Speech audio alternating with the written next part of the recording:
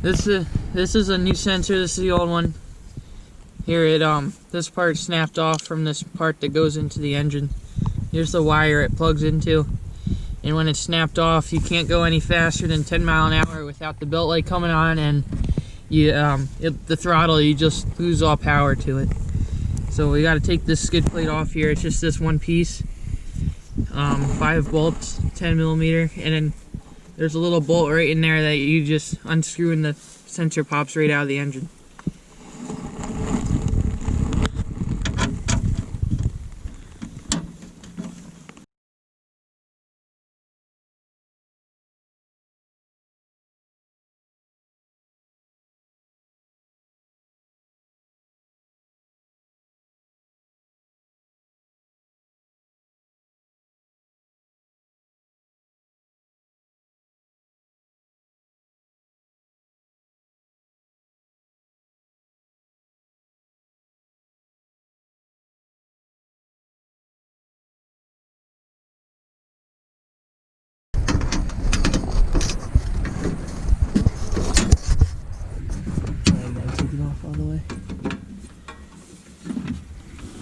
I think since you bent that down, it'll work better. It won't hit it. My phone's going off.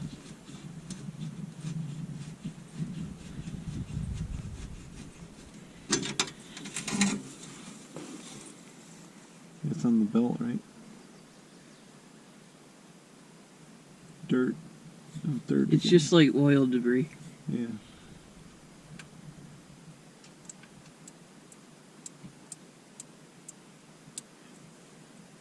It's a long bolt. Now don't tighten this up so much it breaks it. Oh, oil. Not oil there? Oh, is this the wrong one?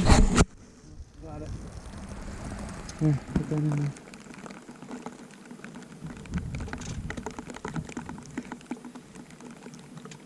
Tighten that up.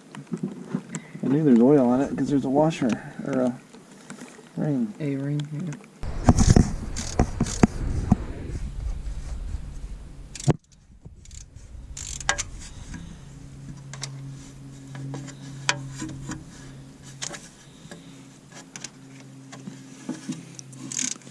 So what's that, like a water and oil sensor? Or Yeah, low oil or something?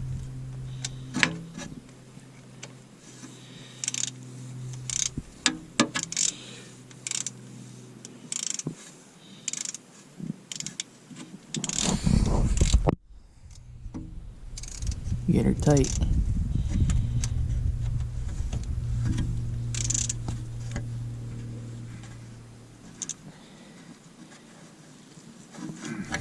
Alright, so here it is all put back together.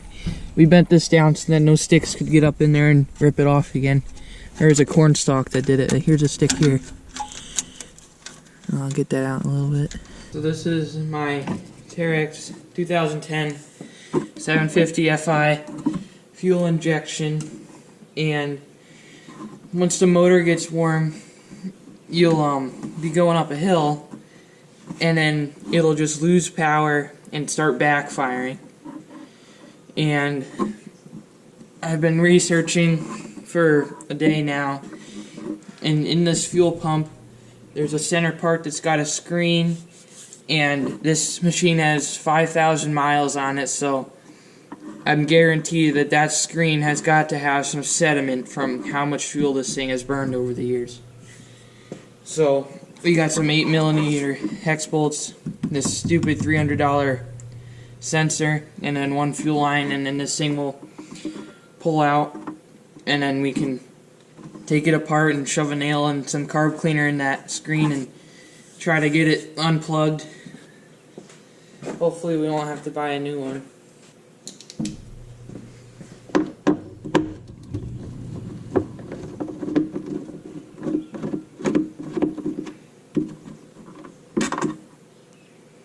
I should get an egg carton and put all these bolts in.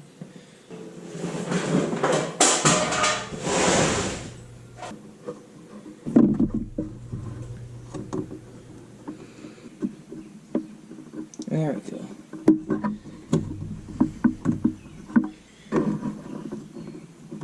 There we go.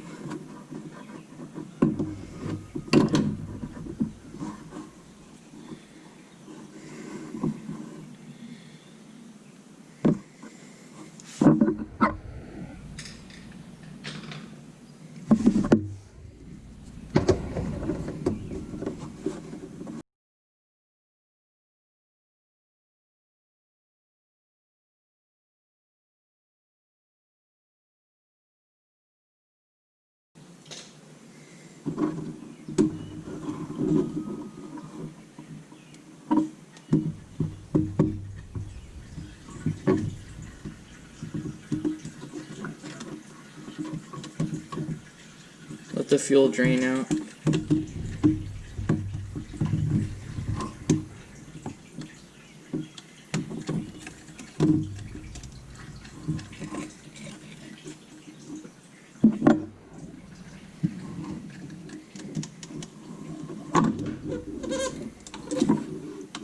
Just be careful with that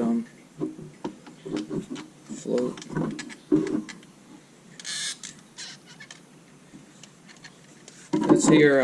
That's your fuel gauge right there.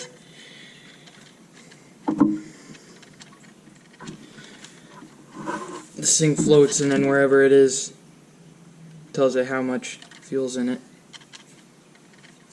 And this is your sensor for that $300 fuel sensor. Alright, so I guess in this center part right here is where it is the bad part. So always take pictures. Use the technology you have.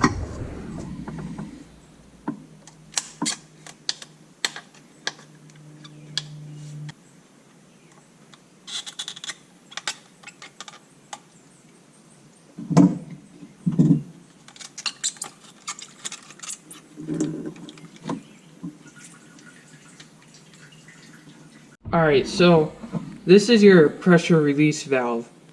And in here, there's a screen that goes around, and then the fuel will flow into there and then come around and get filtered out. But when you look in that tiny hole, the camera will not pick it up.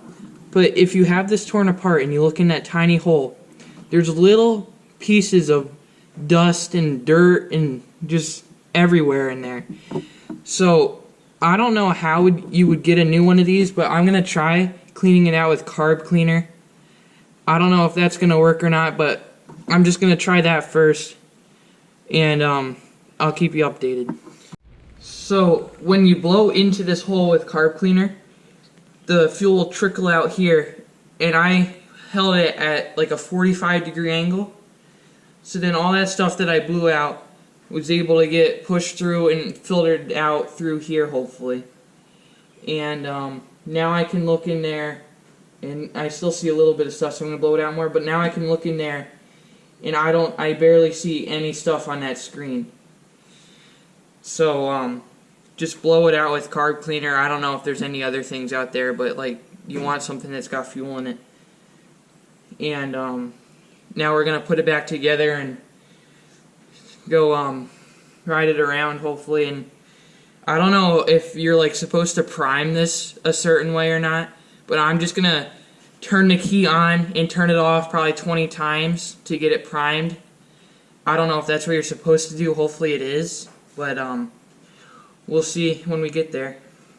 Okay, I got it blown out pretty good, so now let's get it back together. And the way that this snaps in and locks in, it is like the simplest thing to get it back together, but don't forget to put this piece back on. So that just clicks in there like that. Alright. So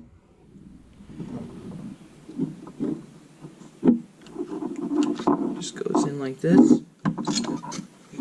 Make sure your wires aren't pinched.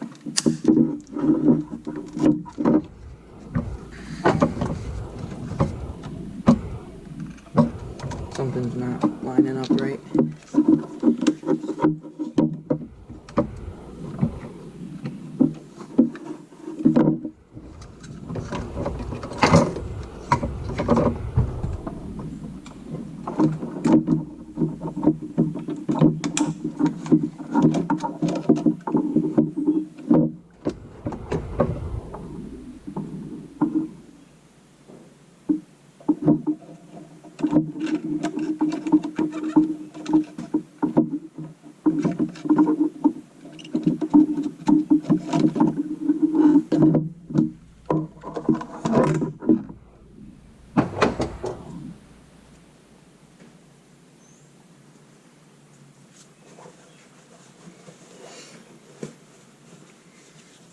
Good thing I took pictures. Alright, when I pulled this piece off, this little flap here, I didn't see how it twists. I didn't when I tried to put it back together now, I didn't know which way that flap went, and since I was filming this video, I just looked back on the footage quick. And I don't think if I wasn't filming this, I don't think I would have got this back together. Oh, jeez. You gotta look at this. Hold on.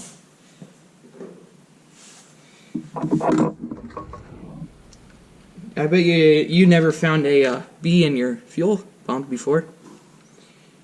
What's he doing in there? There's no way you just swam in there. Well, that's another thing I gotta get out. Well, I gotta get this out quick. Alright, the bee is gone. Let's get it all back together now.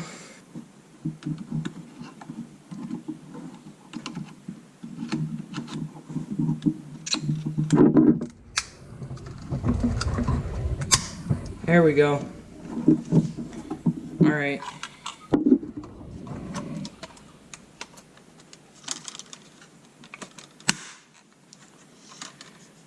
Okay, so now from setting it down on this area, you should probably, like, I don't know if you should just coat it with carb cleaner, just wipe all the dust off, because if you put this back into your fuel with dust on it, then dust is going to get trapped in the screen again. So you gotta just take all this stuff off quick. So, I'll be right back.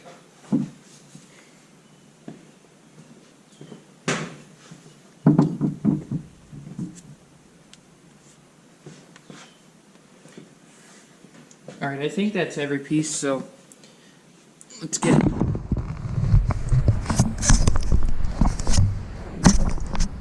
Alright.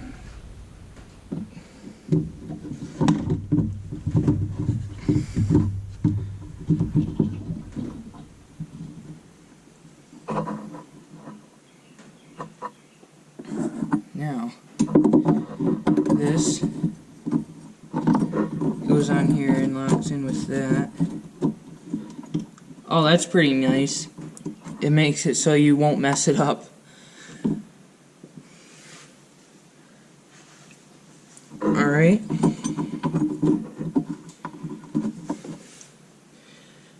The star pattern.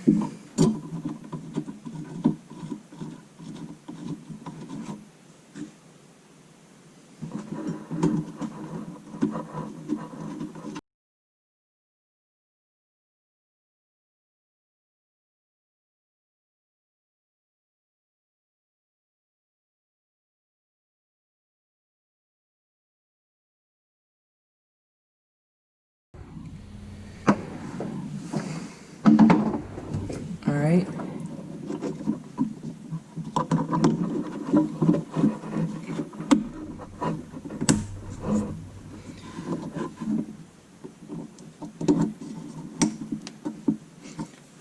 Alright, it's all back together. Let's hope it works.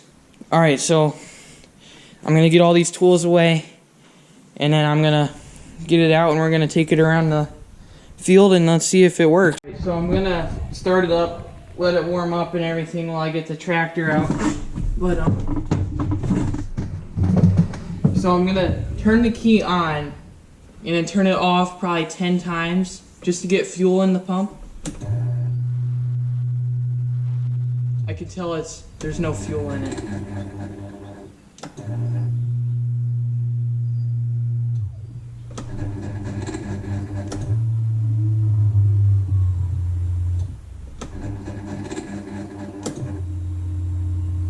There we go. Now it sounds like it used to be.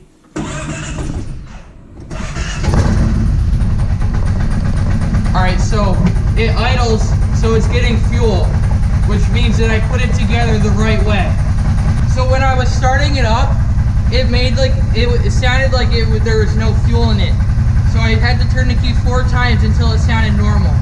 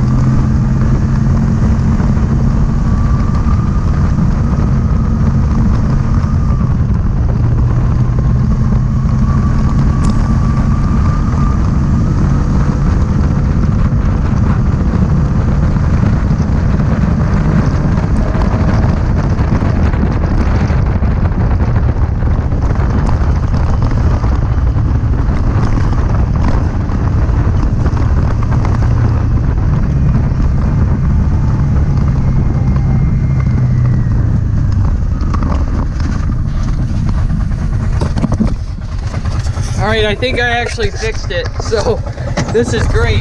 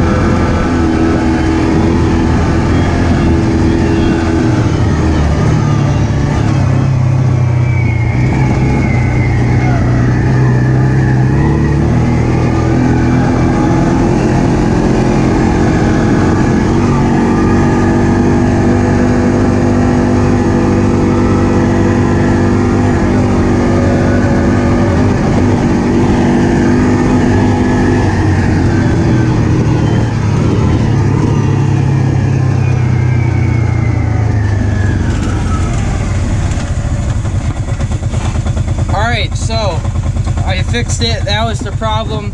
There was just a bunch of grit in that screen there. As you can see, we got 4,600 miles on here, and that's when it started going wrong for the first time.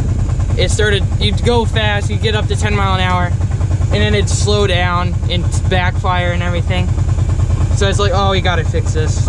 And I got it fixed. So I hope this helped you. And if it didn't, you could comment and I could maybe give you some other suggestions. But thanks for watching.